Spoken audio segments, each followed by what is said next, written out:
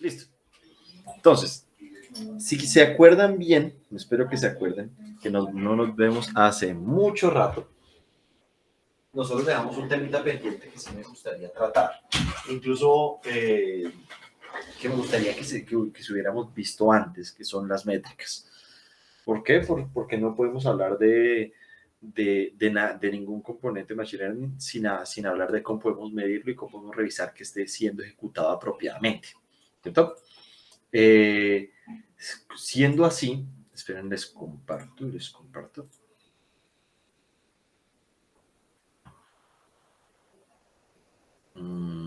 Ahí presentación vista, está listo. Entonces, la idea es hablar un poquito de métricas.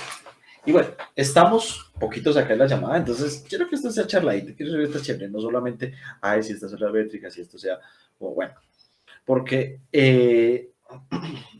me gustaría, pues, primero que todo, escucharlos a ustedes dos y preguntarles hasta dónde se acuerdan de lo que vimos, qué se les ha quedado, cómo estamos en términos del proyecto, porque, pues, sí me gustaría como ver hasta dónde nos quedamos como claros y concisos y ahí empezar. Entonces, ¿qué dice Joffrey o Pablo? Cualquiera de los dos, pues, es un poquitico. Bueno, aquí se habla más el miércoles. Pues al ir haciendo como pequeños ejercicios, sí he visto alguna que otra cosa sobre las métricas. No, pero, Sí. o sea, no de métrica, sino que se te ha quedado en general Ok. de todo de toda la chacha que le metí hace ya casi 2 meses, no más. Pues sí que, pues básicamente Deep Learning, las redes neuronales es solo un subconjunto del Machine Learning, empezando por ahí. Y que es solo una herramienta para solucionar problemas. Y pues siempre que podamos hacer algo lo más sencillo que podamos, es bueno. Sí.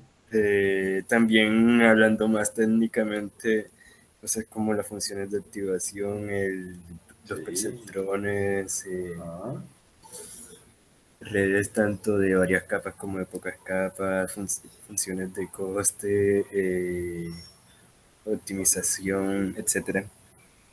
Pues sí, básicamente eso. Hay muchas cosas que no he mencionado, pero como muy por encima de eso. ok. Al menos me pones contento que no sé todo lo que la charla que le metí no se perdió, lo cual en serio es agradable de saber. Y sí, efectivamente, pues les pido ahorita echar algo de memoria y recordar todo el tema de la parte original de que es un problema de clasificación, de cómo estamos clasificando, de cómo aprenden los modelos, de que tenemos siempre una función de pérdida, de que tenemos unos datos de entrada, de que tenemos una comparación, de que tenemos un proceso de optimización, de que tenemos un gradiente descendente o pues un método de optimización cualquiera, que tenemos el modelo, que los diferentes modelos, que las estructuras de modelos, todo eso es lo que en este momento me gustaría que se fueran, porque vamos a entrar un poquito técnico a hablar sobre qué es lo que es, a qué nos referimos cuando hablamos de las métricas que puede surgir clasificación, ¿sí? Porque nosotros, ¿qué hacemos cuando ustedes cogen, entrenan algo en Scikit, cuando entrenan algo en TensorFlow, cuando cogen y entrenan algo en la nube, en donde ustedes quieran? Siempre pues estamos viendo como, cierto, esta es la pérdida, y la pérdida es un numerito que tiene que bajar. ¿Por qué? Pues porque tiene que bajar. ¿Qué significa que está dando? Que la red está aprendiendo, o que que el modelo está aprendiendo. ¿Cierto? Todos los modelos tienen una pérdida, por así decirlo, que es el error acumulado que se junta versus de los elementos de entrenamiento y otros y los elementos mejor dicho, versus la predicción en entrenamiento versus el ground truth o la realidad. ¿Sí? Entonces, aunque estos en muchos modelos, tal vez no muchos de los que trataron en este curso, pero en muchos modelos no se vean, siempre hay un elemento que está viendo qué tan bien o qué tan mal está aprendiendo el modelo, ¿cierto? Pero ese numerito es simplemente una función en la que nos interesa más la forma que tiene esta función a lo largo de los ejemplos de entrenamiento versus que esté bien, que signifique algo en sí el valor. ¿Por qué? Porque pues, nosotros hablamos sobre que nosotros usábamos recuerda que yo les dije que había una función de pérdida que había que aprenderse con nombre propio, ¿sí? Que era la entropía cruzada. Esta que, pues, porque utilizamos logaritmos, que el logaritmo es una función, ay, ¿cómo se llama esto? Es una función que solo, ay, se me olvidó, que solo crece de manera suave, continua y que está acotada. Entonces, ¿Monótono? eso, gracias.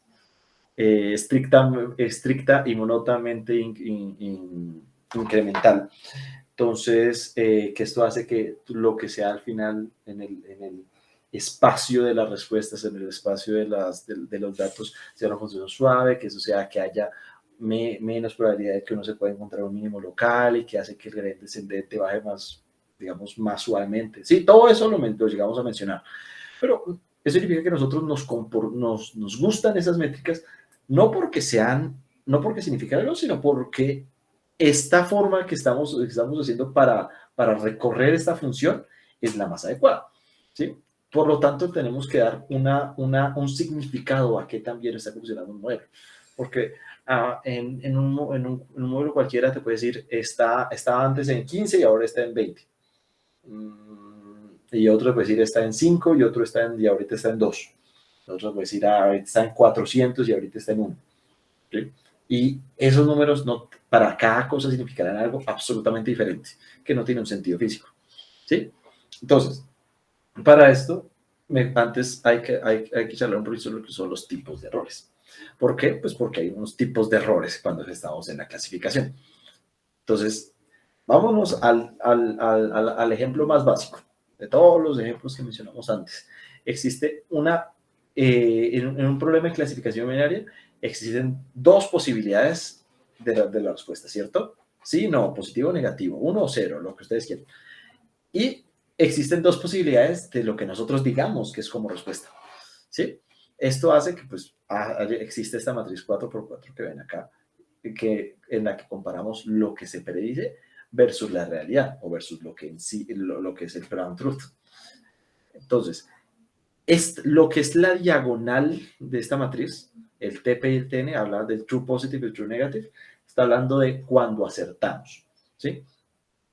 Entonces, si la clase es real y nosotros decimos real, perfecto. Y si la clase es falsa y nosotros decimos falta, perfecto. Esos no son errores, esos son aciertos. Pero cuando nosotros predecimos, cuando la clase es real y nosotros predecimos que es falsa, estamos incurriendo en un error. De la misma manera que si nosotros predecimos que es falsa, predecimos que es verdadera y esta es falsa, estamos cometiendo otro error. Ahora, estos dos errores, la gente puede decir, sí, como errores, efectivamente. Sí, pues qué cagada. Pero es importante entrar un poquito a analizar cuál es la diferencia entre ellos. Porque pues ustedes dirán, pues sí, nos equivocamos en el resultado, pero ¿qué significa a la hora de estar desarrollando un modelo? Por ejemplo, este es el ejemplo clásico cuando se habla de estos problemas, pero alguna vez les mencioné de un problemita cuando estábamos haciendo un modelo para un scoring de bancos, para que te definiera si eras apto para recibir un crédito o no, ¿cierto? Entonces, para recordarle la memoria, la idea del modelo es decir, bajo unos ciertos parámetros de una persona, bajo el historial de compras, bajo su salario al mes, bajo si vive uno en arriendo, bajo X cantidad de cosas, era definir si o no se le podía aceptar para un crédito. ¿Sí? Entonces, ¿qué pasa cuando un banco da un crédito? ¿Qué pasa cuando un banco no da un crédito? Nada. Ellos no están sufriendo una pérdida de nada. Claro, no están ganando, pero no están perdiendo. ¿Sí? Pero ¿qué pasa cuando un banco da un crédito y no se lo pagan? ¿Sí? No sé si lo sepan, pero en sí, bueno, claramente ustedes saben que los bancos nunca pierden, pero si algo que es jodido para un banco es cobrar. Entonces, por eso es que existen empresas completas o dependencias dentro de los bancos que son los que joden con las llamadas, con los correos, con la parte legal, con los embargos, con todo eso, y está siempre andando. O sea, esto es algo que siempre pasa definitivamente, que es esta parte que te persigue cuando estás atrasado o cuando simplemente no pagas una deuda. ¿Sí? Entonces, ¿qué significa esto? Que el banco está invirtiendo en hacerte pagar. ¿Sí? Muchas veces lo logra, algunas veces no lo logra.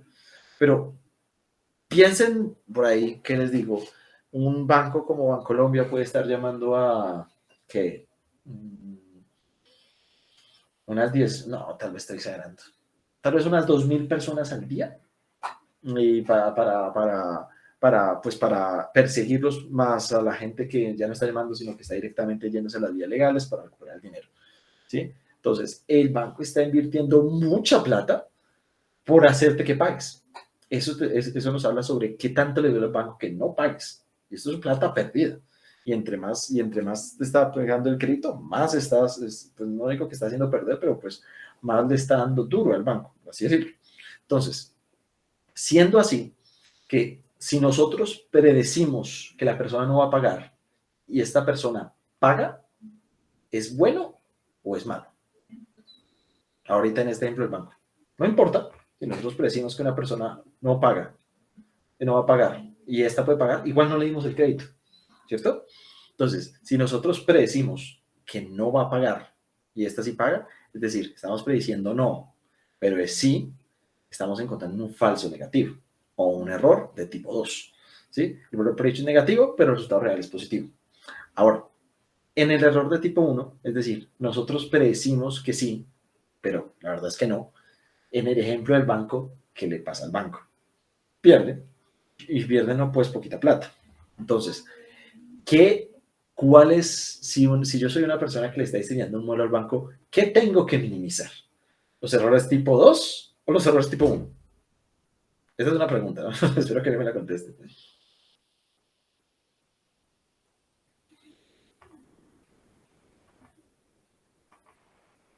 ¿Mm? Errores tipo 1. Errores tipo 1. La verdad, ¿cómo separamos esto en la función de pérdida? No sabemos.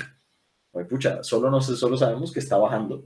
Entonces, la idea es que en las métricas que vamos a poner seamos capaces de diferenciar entre el error de tipo 2 y el error de tipo 1. Claro, estoy hablando solo en clasificación. En regresión vamos a estar hablando de otras cosas, pero quedémonos en clasificación un ratico. Esto nos da algo que se llama matriz de confusión. Es esta señorita que está aquí presente. Esta matriz es la misma que está acá, ¿sí? Solo que en esta solamente estamos diciendo cuáles son los valores, cuáles son los errores, cuáles son los acertados, y estamos siempre pendientes de estos dos cuadrantes. ¿Sí? Una clase predicha negativa, una clase predicha, perdón, unas clases predichas en el eje vertical y unas clases reales en el eje horizontal. Eso es como lo normal que se pone. Y aquí es donde yo arranco a ver sobre cómo cambiar esto a múltiples clases. Ustedes dirán, ay, pero siempre una clasificación binaria es lo más aburrido. Y efectivamente es cierto. Entonces, avanzar esto, cuando estamos hablando de errores tipo 2 y tipo 1, es algo difícil. No puede decir, bueno, si ahora sí es un sí, no, 1, 2 y 3 versus un sí o no, pues no es como lo mismo. No podemos saber cuál es el tipo 1 o el tipo 2 fácil. Pero sí podemos estar acá. Aquí, digamos, expandir la cantidad de clases es absolutamente natural. Solo le agregamos más elementos a la matriz. ¿Sí? Entonces, siempre en una matriz de confusión vamos a tener tres cosas. Vamos a tener tres cosas. Una diagonal, en la que la diagonal siempre nos mostrará los resultados acertados. Unos errores que serán la diagonal superior de la columna, que estará hablando sobre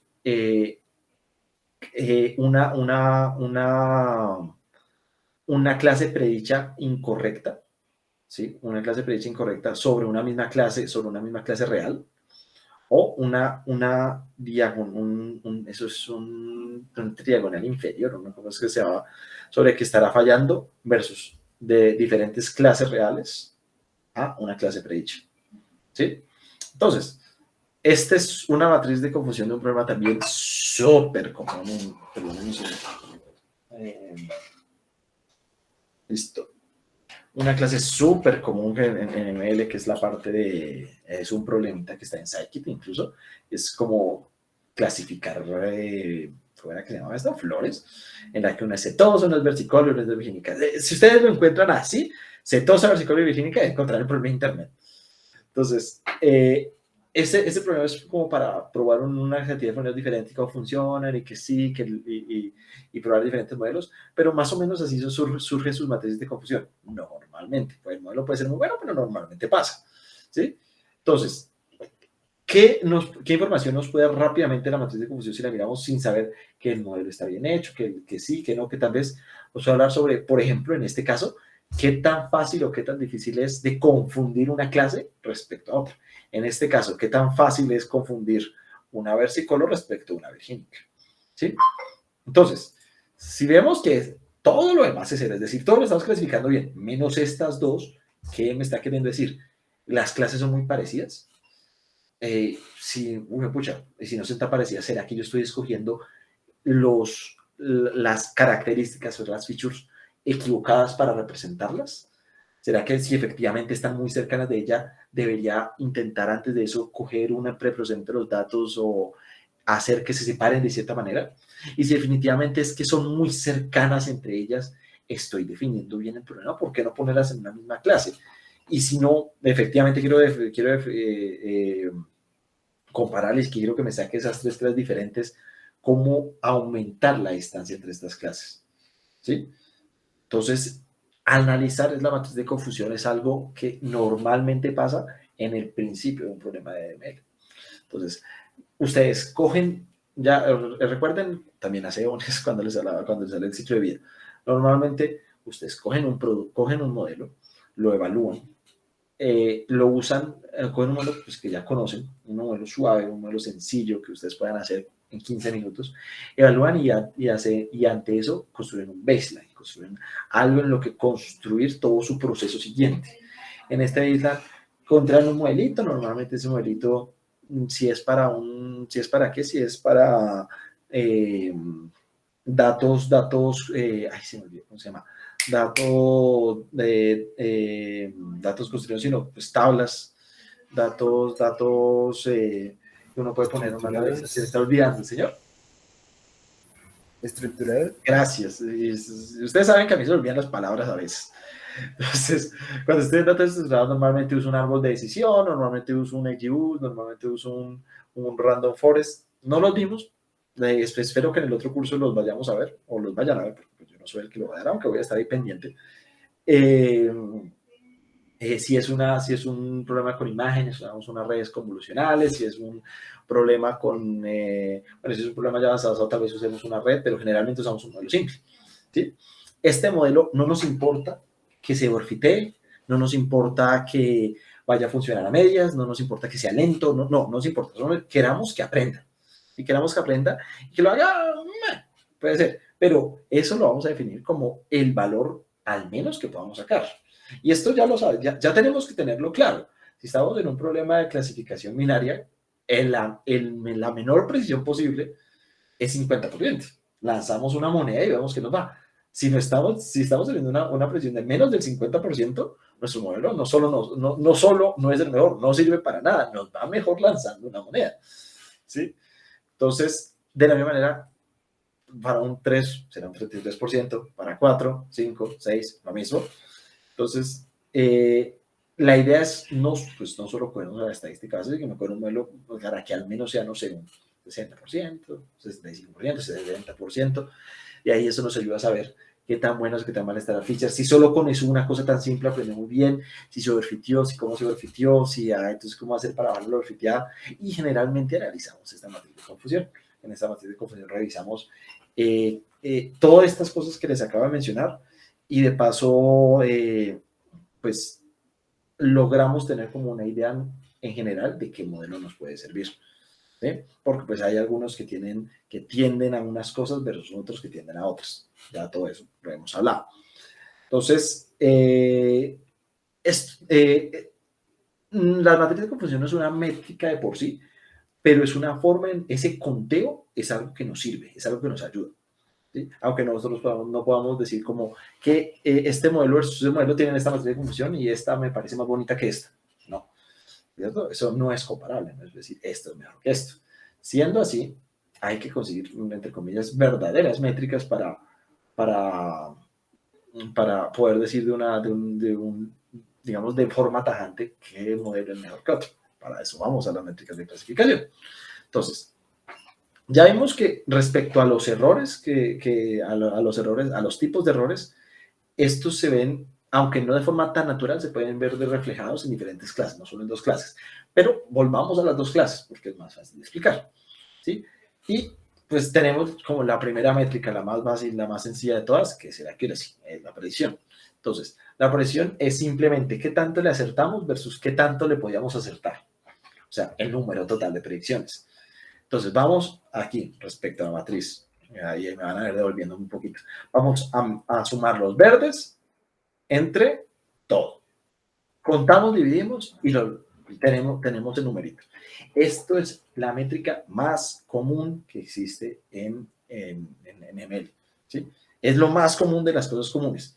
Y normalmente es muy buena. Te sirve para casi todo. Es el caballito de batalla en la que generalmente pones. ¿Sí? Pero justamente por problemas como el del banco, tenemos que vernos en la necesidad de buscar métricas que nos hablen un poquito más de cómo esté funcionando el modelo. Les pongo otro ejemplo. Imagínense que nosotros tenemos un modelo que siempre dice sí a todo. ¿Sí? O sea, que es como ese amigo borracho a las 3 de la mañana que le invita a algo y uno pues ya, siempre dice. Entonces, siendo así, si siempre dice sí a todo, ¿cuántos errores positivos o bueno, errores de tipo 1, falsos positivos tendrá? Entonces, si siempre dice que sí a todo, tendrá un porcentaje, ¿cierto? No sabemos cuál será, pero tendrá un porcentaje. Pero un falso negativo nunca los vamos a tener. ¿Por qué? Pues porque nunca dice no. Siempre da un razón acertado. Entonces, esto puede pasar completamente inadvertido dependiendo del dataset que tengamos. Por ejemplo, imaginemos que tenemos un dataset en la que, a ver, un ejemplo real, déjenme pienso en un ejemplo real. Estamos en una línea de producción y estamos identificando partes defectuosas, ¿sí? Entonces, cogemos una imagen, le tomamos la foto, la pasamos por un modelo convolucional y definimos si es defectuoso o no, ¿cierto? Si la fábrica no es tan mala, la idea es que salgan muy poquitas partes defectuosas. Si salen muy poquitas partes defectuosas eso se ve reflejado en el dataset de entrenamiento, tendremos a que habrá muchos más nos, es decir, que no es defectuosa, así es, ¿cierto? Como tenemos muchos más no, eso se llama un dataset no balanceado, un dataset imbalanceado en balance dataset. Esto no es bueno. Normalmente los datasets no balanceados van a terminar afectando el performance del modelo. Pero hay veces que tenemos que jugar con ellos porque es lo único que tenemos, ¿cierto? Entonces, en un dataset no balanceado, un modelo que te prediga no a todo, tendrá una accuracy muy buena, ¿cierto? Si de 40 imágenes, 5 tenían 4, para que se me vea fácil, 4 tengan problemas y 36 no, y de esos 36 siempre le digas que ninguno tiene problema, tu modelo tiene una precisión del 90%. Pero eso no significa que el modelo sirva para algo, el modelo no sirve para nada, ¿cierto? Entonces, ¿cómo definimos cómo partimos esa presión, algo que nos diga un poco más de razones? Entonces, lo llamamos en estos dos. Es que creo que precisión no era la mejor manera de definirlo en inglés, pero quédense con el accuracy. Entonces, está algo que se llama el recall. Entonces, recall nos habla un poquito de, en francés se llama sensitividad, ¿no? La verdad nadie le dice sensitividad, generalmente recall. Y bueno, precisión es la otra, generalmente estamos las dos. El accuracy normalmente le decimos, pues también en español se le dice precisiones, por eso que yo todo el tiempo le dije precisión, creo que no debía haberlo hecho, pero quédense con accuracy, quédense con la palabra en inglés accuracy, que es mucho más fácil de definir, ¿sí? Entonces, ya vimos lo que es el accuracy, que es la cantidad de positivos versus el total. El recall me está hablando sobre la cantidad de correctos positivos, por así decirlo, es decir, de true positives, entre la cantidad de positivos que existen en la realidad. Es decir, los que sean true positives más los false negatives. Recuerden que false negatives son cosas que nosotros dijimos que son falsas, pero no son falsas. Es decir, la realidad es que son verdaderas. ¿Cierto? ¿Qué nos dice? El Ricardo nos está hablando en qué tan bien somos capaces de detectar la clase correcta. ¿Cierto? Entonces, perdón, sobre qué tan bien qué tan sensibles somos a esa clase. ¿Cierto? ¿Qué probabilidad hay de que si la clase aparece en un ejemplo de predicción, vamos a dar un resultado correcto? Quédense con eso. La sensibilidad, y por eso pues, que a veces se le dice sensitivity, la sensibilidad que tenemos respecto a una clase. Y esto se puede pasar a la cantidad de clases que quieran. No digan true positives entre true positives más false negative. No, piensen la cantidad de veces que le acertamos a una clase entre la cantidad que existen de esa clase. ¿Cierto? Entonces tendremos un recall para cada clase. ¿Cierto? Además, tendremos una precisión, que es el número de todos los positivos, ¿sí? Entre la cantidad que podemos encontrar, como así. ¿Sí? Entonces, recuerden, y ya sabes si me gusta explicar un poco más con la ecuación. True positive es la cantidad, por así decirlo, en la matriz. Esta, ¿cierto? Los que es positivos y define los positivos. Súper bien. Luego nos vayamos de acá abajo. Es el true positive más false positive. ¿Qué nos está diciendo esto? Por así decirlo, en la matriz es como ver esta parte de arriba. ¿Sí? Es decir, de cosas que son positivas, y efectivamente estamos diciendo que son positivas, y cosas que son negativas, pero nosotros estamos diciendo que son positivas. ¿Sí? Estamos metiendo ya un error de clasificación. Esto nos habla sobre cuando nosotros, vamos a decirlo, cuál es la probabilidad de que nos lleguemos a encontrar con un error de clasificación respecto a esta clase en específico. ¿Sí? La primera nos habla de qué tan sensibles seremos en detectar esa clase. Esta nos habla sobre si sabemos que es esta clase, que también nos va a ir viendo qué tan probable es que cometamos un error. ¿Ok? Ustedes ya saben, ustedes me pueden detener en cualquier momento y preguntar, en especial porque, vean, yo tengo en esto casi 3 años y la verdad esto a veces me confunde. Me tomó un juro aprenderlo. Pero piensen lo que les dije. La primera es qué tan sensibles somos a una clase. La segunda es qué tan sensibles somos a errores en esa clase. ¿Ok? Estos dos. ¿Yo? Sí, realmente no entendí muy bien la ley. Precisión. Espera, déjame que creo que un poco lo puedo explicar mejor con los diagramas de eventos. Ok. Estos de specificity y false alarm rate normalmente son métricas de errores de clasificación que existen, pero que la verdad no utilizamos mucho. Los vamos a definir ahorita en recall y precisión. ¿Cierto? Entonces, vamos a decir que voy a hacer una cosita, voy a tomar esto y voy a decir, entonces, ¿qué es A? Cosas que tenemos bien, es decir, true positive. ¿Sí? Voy a borrar esto. ¿Qué es B? B es cosas, ponerlo acá, false positive, es decir, cosas que tenemos bien. Solo que decir perdón, es que false positive, false negatives. Entonces, cosas que el error de tipo 1, sí, qué pena, me confundí yo. El error de tipo 1, pero sobre una misma clase. Es decir, aquí estamos hablando de una misma clase. ¿Cierto? Aquí solo estamos hablando de una clase. Y aquí estamos hablando de C, que también es un error, pero estamos hablando sobre errores de otra clase, la segunda clase. Esto respecto a lo que nosotros estamos prediciendo. Vuelvo aquí a la tabla, vuelvo aquí a la matriz. Me gusta hacer, mejor lo digo así. Entonces, A, true positive, de acá, todo bien, ahí vamos bien.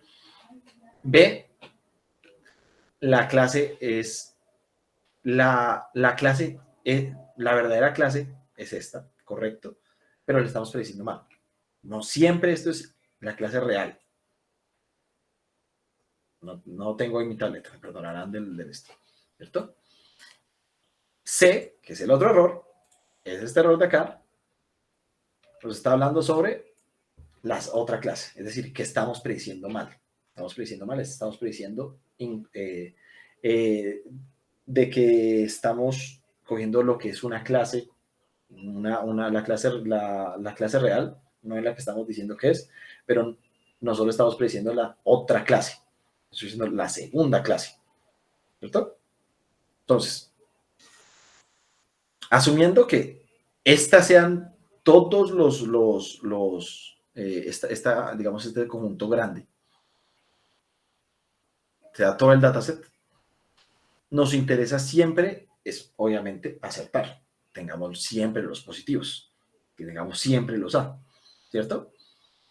Y que estos B y C, que son errores, es decir, errores de tipo 1 y de tipo 2, los queremos reducir lo más que podamos, ¿cierto? Que son estos dos que aparecen acá.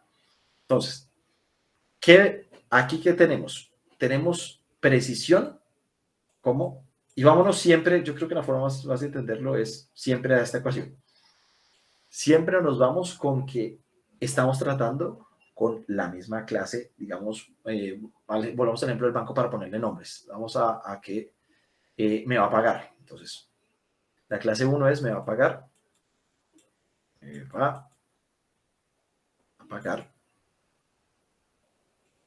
y la clase 2 es no me va a pagar. Bla, bla, bla. Entonces ya saben qué dice. Listo. Entonces, aquí estamos haciendo. Predigo que me va a pagar y me paga. Predigo que me va a pagar y me paga. Entre predigo que no me va a pagar y me paga. Es decir, siempre aquí nos referimos a la clase real de me va a pagar. ¿Sí? Estamos refiriendo siempre a la sensibilidad que tenemos a la clase me va a pagar. ¿Qué tan buenos somos prediciendo bajo esa clase me va a pagar? ¿Cierto? Y aquí es, me va a pagar y me paga, me va a pagar y me paga, más predijo, me va a pagar, pero no me paga. ¿Sí? Entonces aquí ya estamos hablando, ay, perdón, los confundí. Sí, otra vez me pasa, este es el Ricardo, este es, Dios mío, señor, lo estaba viendo al revés. Lo que acabo de decir lo que acabo de decir, me va a pagar y me paga, es este, Ricardo. No lo estaba viendo bien, qué pena con ustedes. Y precisión es me va a pagar y no me paga. Entonces, este está hablando sobre la sensibilidad que tiene en la clase y este me está este está hablando sobre qué también vamos a tratar con la otra clase, ¿cierto? ¿Qué también le vamos a dar a ser preciso respecto a esa clase? Al me va a pagar. ¿Ok? ¿Un poquito más claro?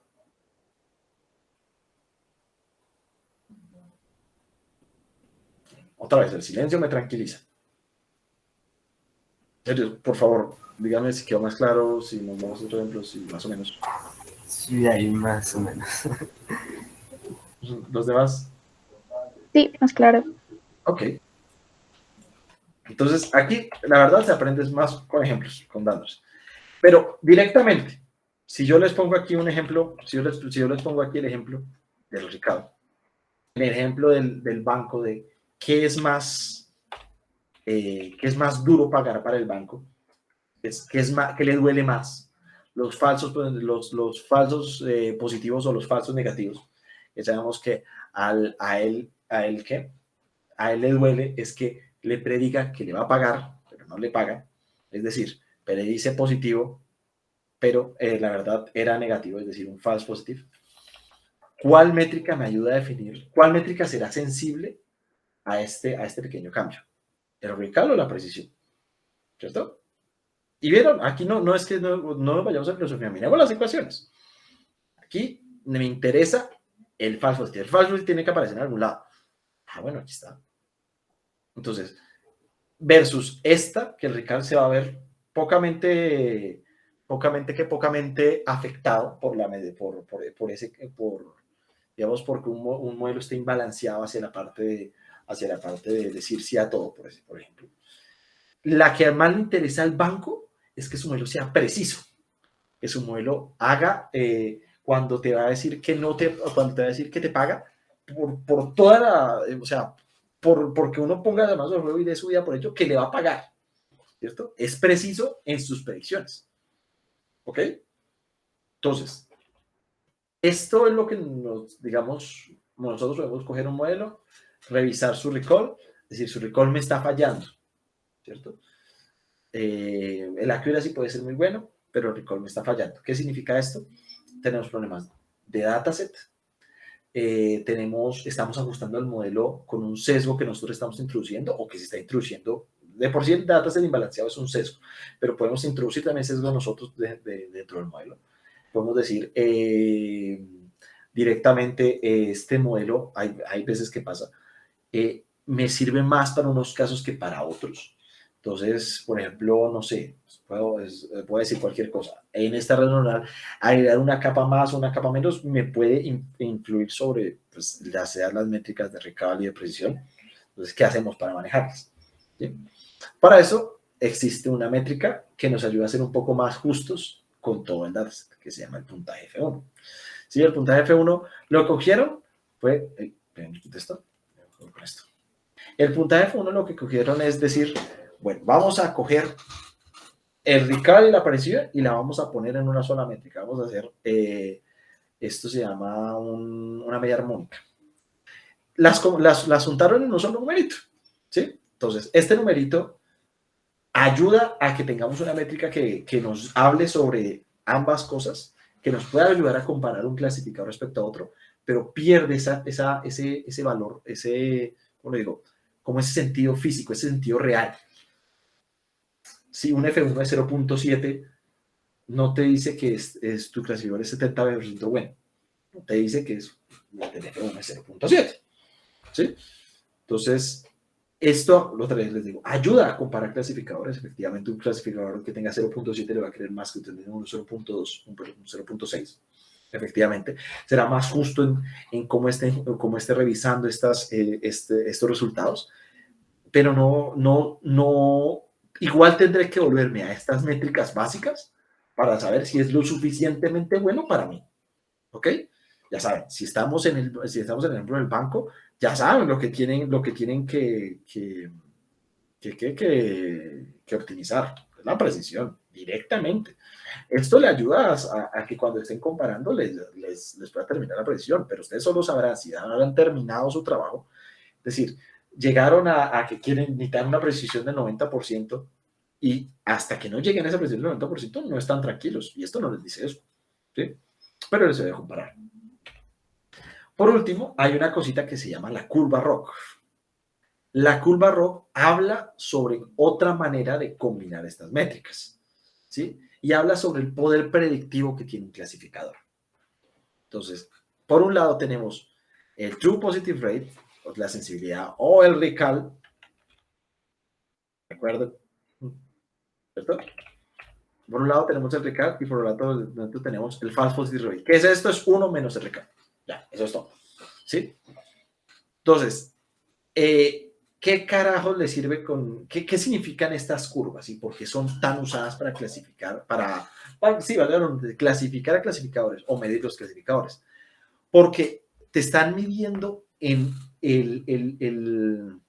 digamos, cómo funciona el clasificador en diferentes momentos, por así decirlo. Uy, ¿cómo así que momentos? Nosotros, recuerden que cuando nosotros definimos cuando nosotros estamos trabajando en redes neuronales, cuando estamos trabajando en algún modelo que no es un modelo como un árbol, un random forest o un árbol de decisión, nosotros lo que tenemos es un modelo que predice una probabilidad, ¿sí? Y si nosotros definimos en la probabilidad de una frontera en la que, por así decirlo, tenemos un clasificador que si la probabilidad es 0.5 para arriba, efectivamente le vamos a decir que es la clase 1, es la clase positiva en vez de la clase negativa.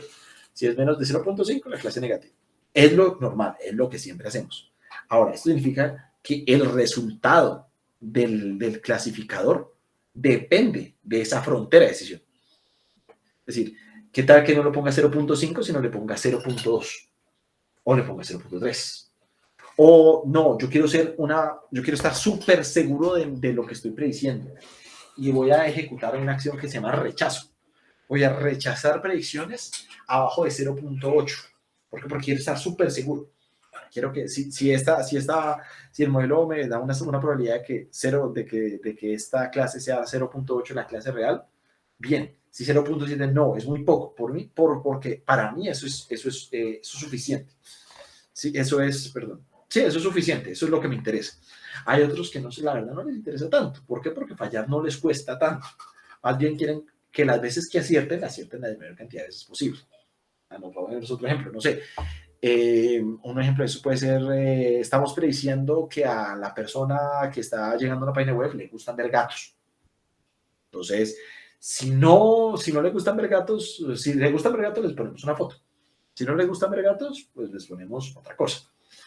Si le ponemos un gato y no quería ver un gato, la verdad, el tema no es mucho. No sé, ay, pucha, vamos a perder este cliente, no va a volver a ir a la página, no, lo va a ignorar. Entonces, pero si le gustan los gatos, por pura casualidad, le atinamos a que le guste el gato, pues probablemente se pase un ratico molestando y viendo, ay, qué lindo gato, y se va con la foto y se, ¿sí? Entonces, esto nos habla sobre esta frontera nos modifica las métricas anteriores, estas dos, estas y esta no la modifica, porque son clasificadores diferentes, pero estamos hablando sobre la misma, digamos, el mismo modelo, la misma arquitectura, solo estamos cambiando ese tema final. Entonces, ¿qué hacemos acá en esta curva roja? La curva roja a la gente le gusta tanto porque esa curva nos mide el performance del modelo en toda digamos, en toda el conjunto de valores que puede tener esta probabilidad final, ¿sí? Entonces, si un modelo me está adivinando, vamos a tener una curva muy parecida a una línea recta, ¿sí? Y en todo, en lo que sería en cualquier eje, ¿cierto? ¿Por qué? Pues porque la verdad no te está, sí, lo que digo, te está adivinando, no te está dando mucha potencial, porque pues, ¿qué es lo que pasa? Si nosotros, entre más aumentemos esta frontera de decisión, entre más la subamos, tiene sentido que atinemos más, ¿cierto? O sea, que seamos, recuerden el recall que está hablando sobre qué tan sensibles somos a una clase. Entonces, si nosotros le pasamos la probabilidad para adivinar a 0.8, es decir, solo vamos a decir que sí en las veces que estamos súper seguros de que sea así, significa que tu recall va a ser muy alto, porque no vas a estar, o sea, cuando adivinas bien, ¿cierto? Cuando le pegas bien. Esto hace que sea uno, esté muy cerca, y esto hace que vaya subiendo. Entonces, normalmente, el clasificador te debe ir subiendo este recall entre más, digamos, aumentemos esta probabilidad, ¿sí? Y es por eso que pasa esta curva. Esta curva acá nos habla, pues ya en estos puntos intermedios, ¿qué pasa? Y esto puede variar. Que estas son curvas regulares y no son, digamos, no son tan escalonadas ni tan suben, sí, suben, no, a veces pueden bajar, a veces pueden subir, depende. Pero normalmente se ve que es una curva, ¿cierto? Estas, por ejemplo. Entonces, entre más, digamos, espacio tengamos acá, sí ve que el clasificador es mejor, está haciendo mejor su trabajo. Un clasificador perfecto es uno que no importa la probabilidad, te va siempre a acertar, ¿cierto? Siempre, no importa qué le pongas al frente, te va a acertar. Esto no existe, cabe aclarar. Pero esto como que nos da la base de qué es un buen clasificador y qué no. Entonces, de la curva ROC es este muñequito que ustedes ven acá, es una curva, ¿sí? Lo que a nosotros de verdad nos interesa perdón, otro segundo. Carajo.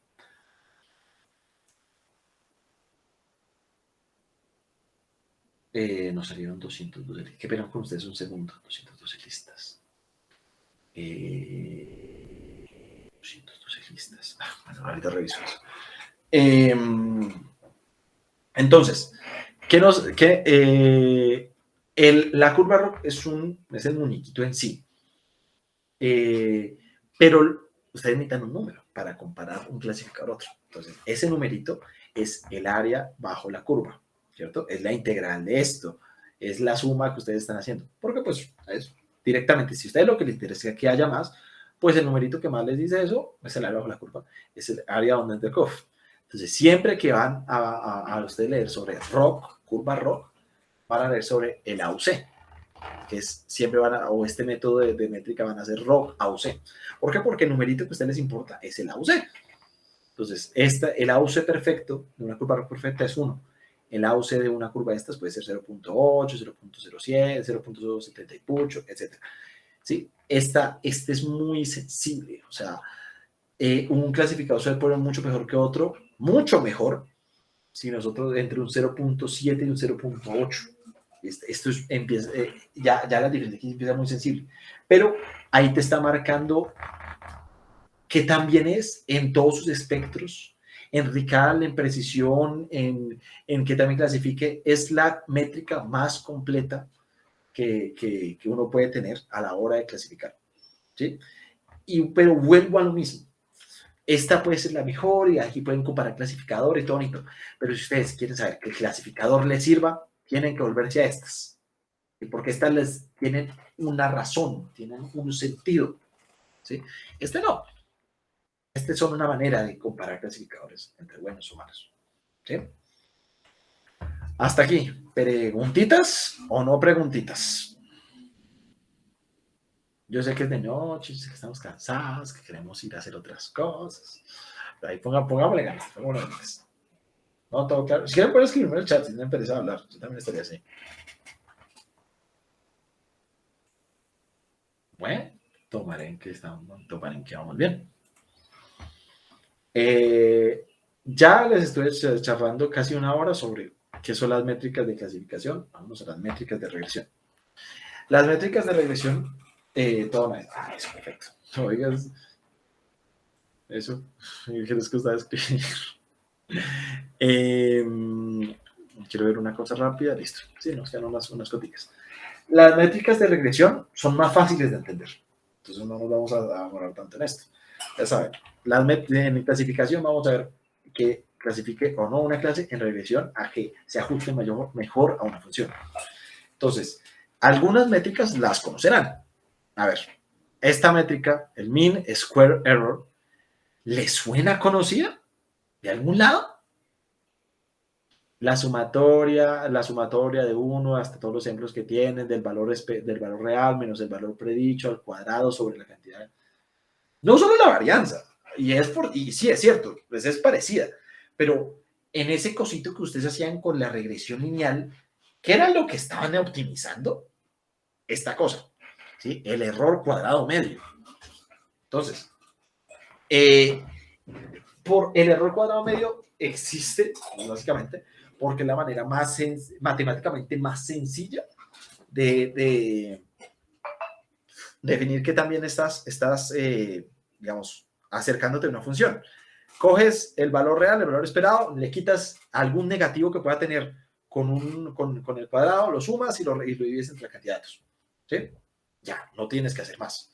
Hay una métrica muy parecida a este señorcito acá que se llama el MAE, el Mean Absolute Error, que en vez de hacer el cuadrado para quitar la diferencia, lo quitas con un valor absoluto. ¿Sí?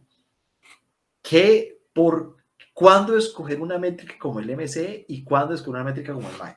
Bueno, primero que todo el MCE es más sensible. Están sacando el cuadrado. Entonces, errores grandes los van a notar. ¿Sí? Errores pequeños no tanto. Entonces, esa sensibilidad que se tiene a los errores grandes, si ustedes necesitan algo que sea sensible a los errores grandes, vayan con el MCE.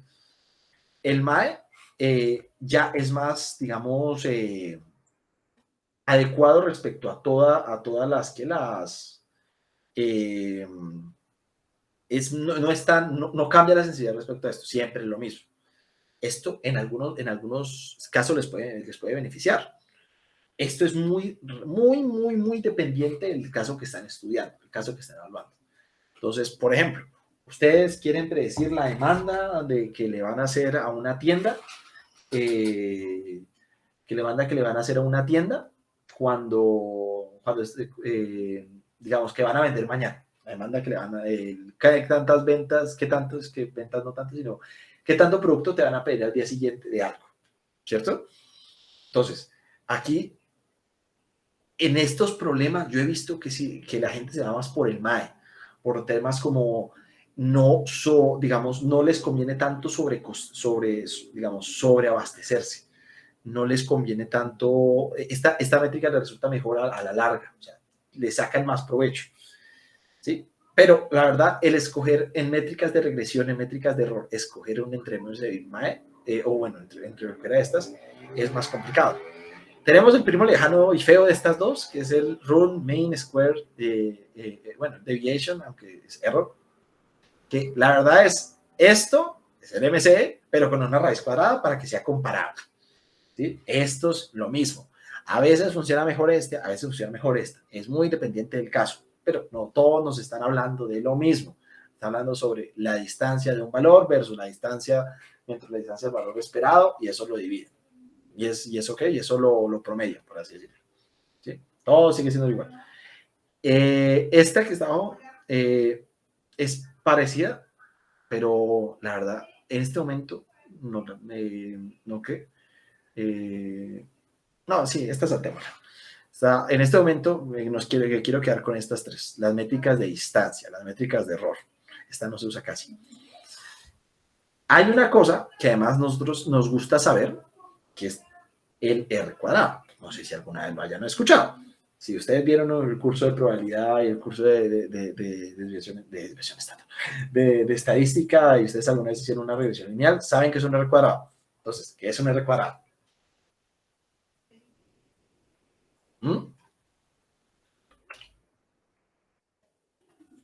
Esta sí es, mejor dicho, si me responden esta, no le vuelvo a hacer una pregunta, es lo que queda de noche. ¿Eh?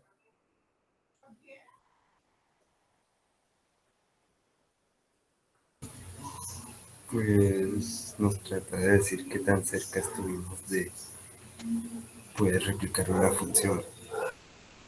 ¿Qué tan cerca estoy de poder replicar la función? En sí, eso es pues, todo lo que se pueden hablar sobre pues, sí, no, ¿sabe que sí? Es una buena manera de llamarlo. Entonces, ¿qué es el R cuadrado? El R cuadrado, 1 menos SS de R, SS de todo. ¿Qué carajo significa eso? Diga que es el coeficiente de correlación de Pearson, el R cuadrado, es la 1 menos la suma total de los cuadrados residuales versus la suma cuadrada de los cuadrados totales. Es decir, la verdad absoluta, por así decirlo, menos lo que estoy prediciendo. Perdón, el error de lo que estoy prediciendo. ¿Por qué el R cuadrado es bonito? Porque a la gente le gusta hablar de R cuadrado. Porque te está diciendo en un valor entre 0 y 1 que también te ajustas, como tú decías. Más bien, digamos, la definición formal es cuál es la proporción de la variación de la variable dependiente versus la variable independiente y que también se ajusta a este modelo. ¿Sí? Pero verlo de esa manera me gusta, la verdad es que me gusta, de que también se acerca una función a otra. Entonces,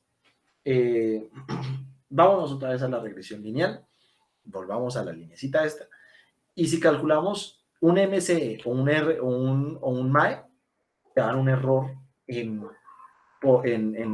distancia, por así decirlo. ¿Cuál es el promedio de, por ejemplo, si tenemos una línea así?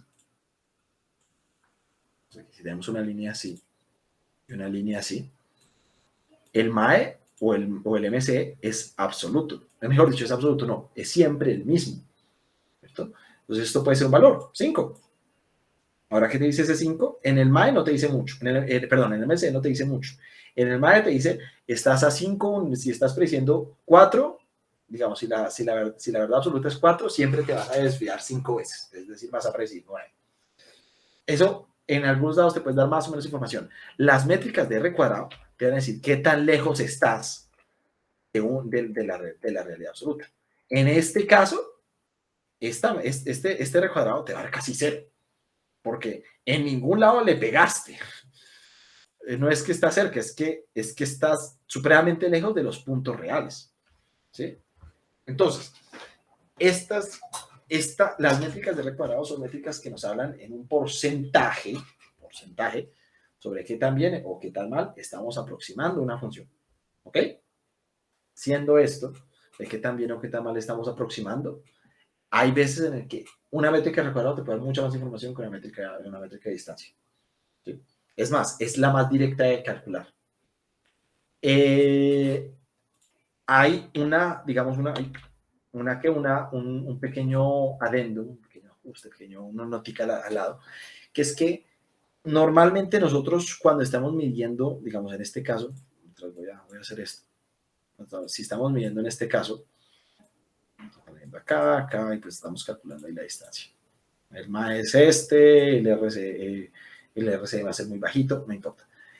Pero entre más nosotros ajustemos esta gráfica, nosotros, otra vez, vuelvas en la regresión lineal, que estás sintiendo mucho en la regresión lineal. Nosotros estamos también dependiendo de la cantidad de variables independientes que estamos usando para calcular la variable dependiente, de la cantidad de X para el Y, ¿sí?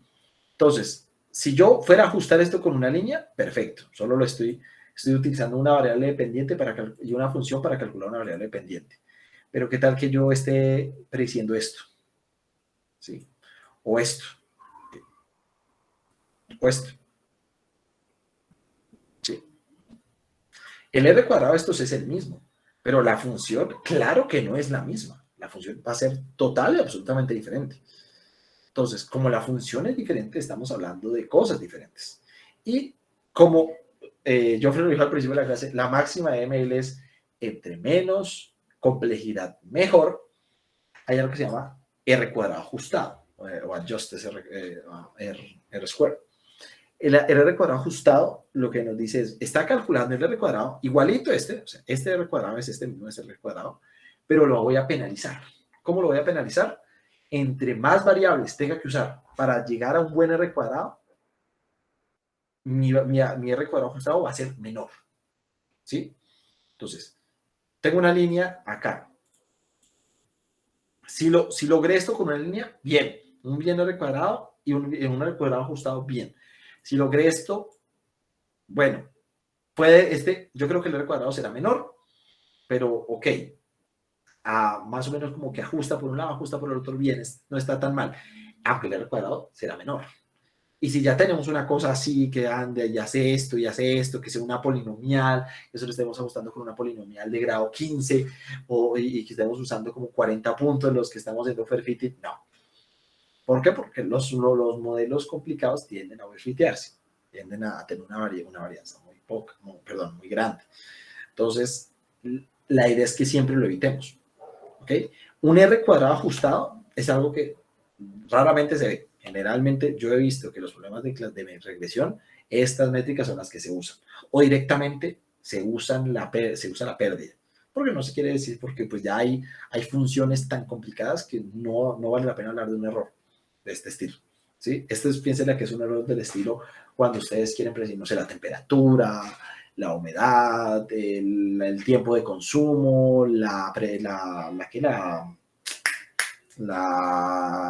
Dios mío, se me fue, la demanda sobre un producto, pero ya cosas como que yo les hablaba en la primera clase de que esos modelos grandes de lenguaje, de imágenes, son modelos de regresión.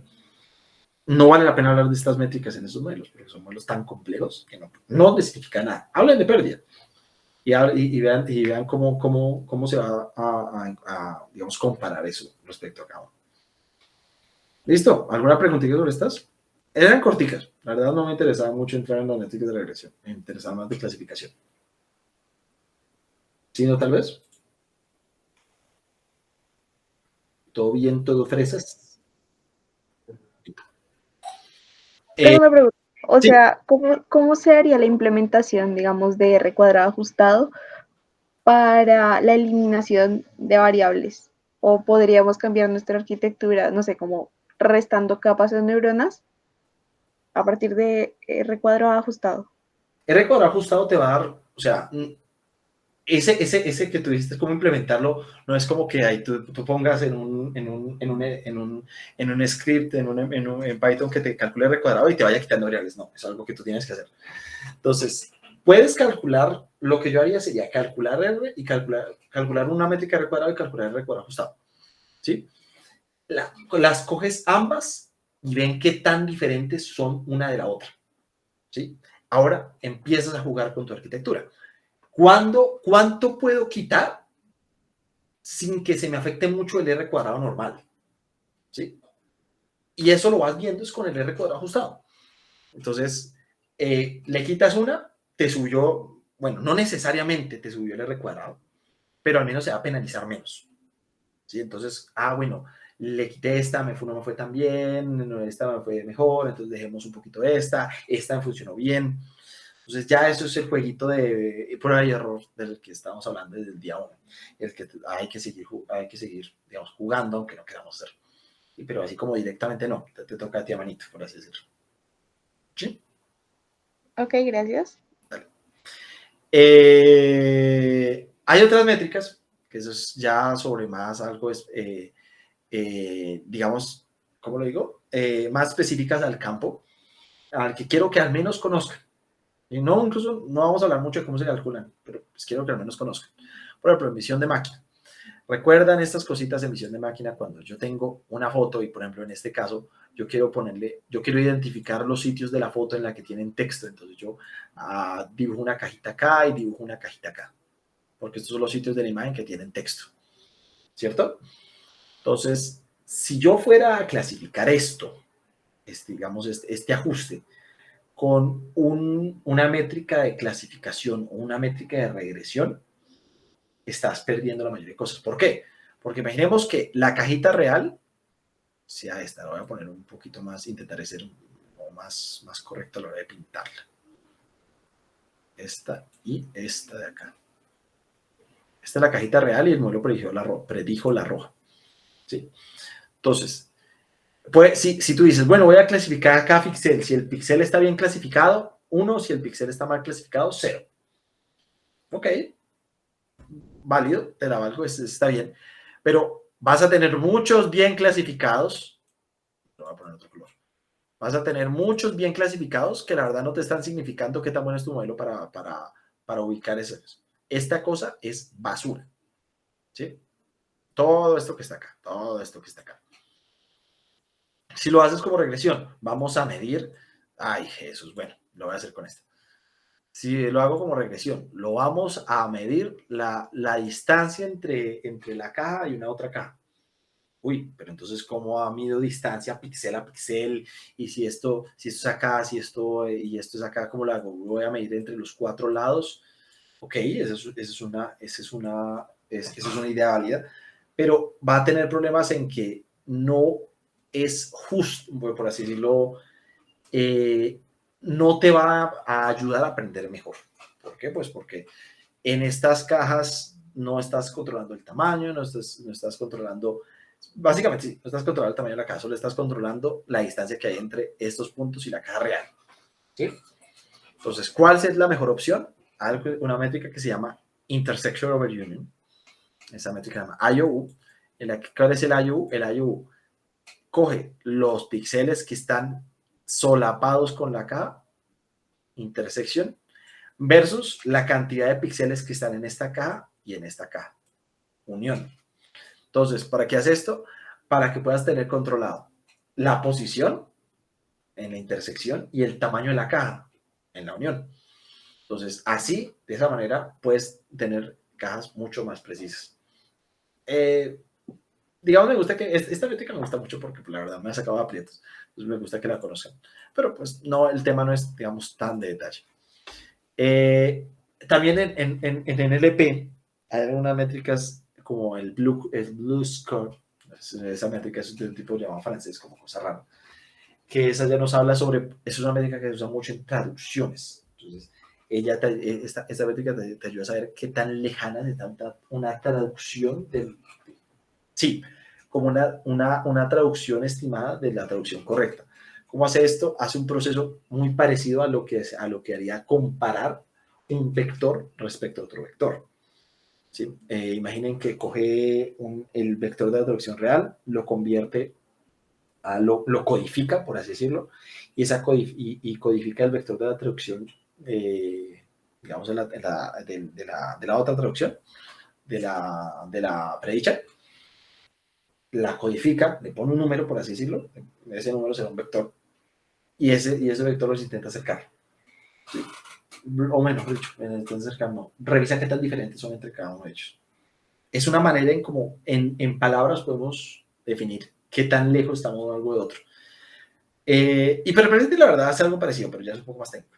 Entonces, ¿cuál era el punto de echarle esto? Era que esas métricas, las más básicas, las que me quedé más tiempo hablando, esas las tienen que dominar. Tienen que saber qué significa cada una. Y esas son las que generalmente, el 60, como 80% de los problemas de todo lo que tenga que ver con ML van a usar. ¿Sí? Si están en un campo más especializado, en la que haya cosas mejores formas de medir las cosas, váyanse con esas mejores formas. Esas mejores formas, bueno, los problemas más grandes de Machine Learning, modelos de recomendación, modelos de edición de máquina, modelos de procesamiento de lenguaje natural. Cada una va a tener una forma específica de medir las cosas, que tendrá solamente unos problemas mejor que una clasificación, una regresión normal, aunque se puedan definir como modelos de clasificación o de regresión. Pero si están en un problema específico, mi recomendación, o un problema específico tratado, como la mayoría de problemas en ML, vayan a la literatura, vayan y busquen en internet métricas para NLP, métricas para visión. Intenten, vean si les sirve, revisen el problema que están haciendo e implementenlo. ¿Sí? No solamente las métricas básicas son las únicas que te sirven, te sirven muchas otras cosas. Y por lo tanto, pues la idea siempre es no quedarse con lo básico, sino tener digamos, la astucia o la posibilidad de saber moverse efectivamente. ¿Ok? Ya, eso ya todo por hoy. Este estuvo más cortica, como una hora en puchito. Bueno, hasta ahora. ¿Preguntitas? ¿No? ¿Todo bien? Ok. Entonces, se acabó el curso. Se acabó lo que vimos. Tuvimos un poquito de pausa, claramente. Mauro, si quieres puedes pausar la grabación para que no te quede tanta cosa que cortar luego.